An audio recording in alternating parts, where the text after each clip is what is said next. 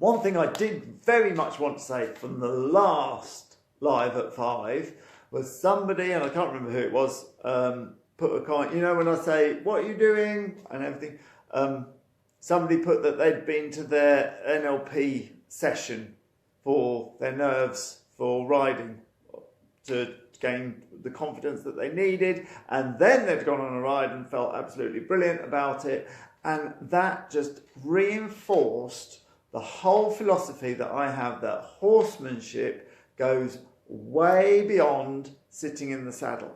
The fact that this person had taken the time to recognise this needed to be done, to take the time, spend the money and travel the distance to go and get what needed to be done in order to move on, was one of her bite sizes.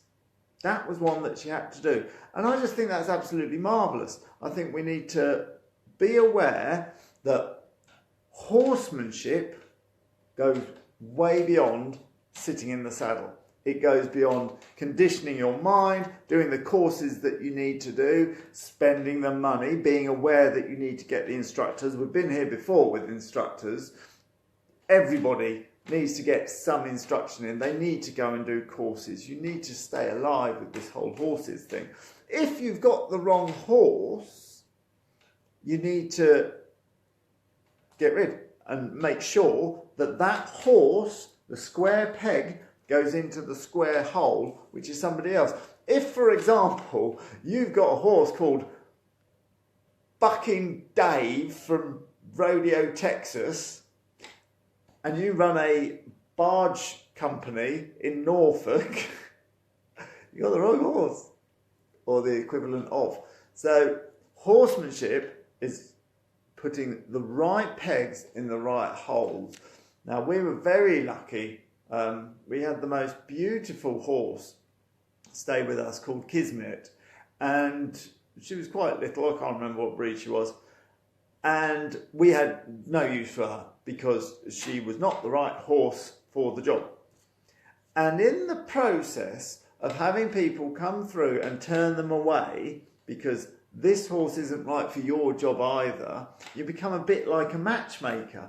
And when you get it right, when you see somebody who loves that kind of horse, it's the best feeling in the world. And it makes you feel like the horse person you should be.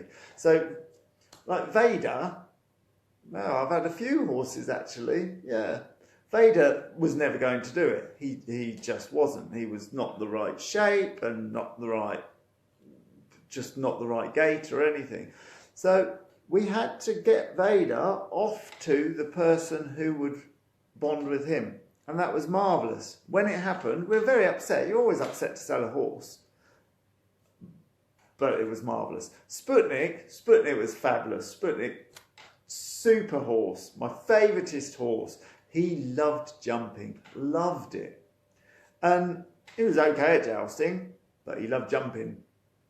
And so eventually he went off to a jumping yard. And although it broke my heart, it's part of horsemanship to put the right horse in the right boxes. There's people out there who love the challenge of a spooky, spinny, jumpy horse. Match those people up to those horses.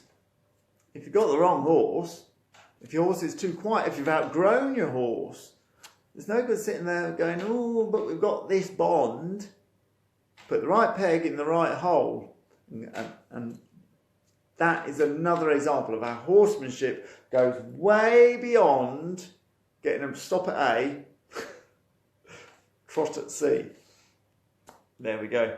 Put the right pegs in the right holes. The horsemanship, what got me onto this, if you joined us late, was at the last live at 5, someone put a comment that they'd gone off and got the NLP and that had enabled them to go and do what they needed to do. I've got every respect for people who go outside of the box and go, this is what I need to do. Because we've all had to do it.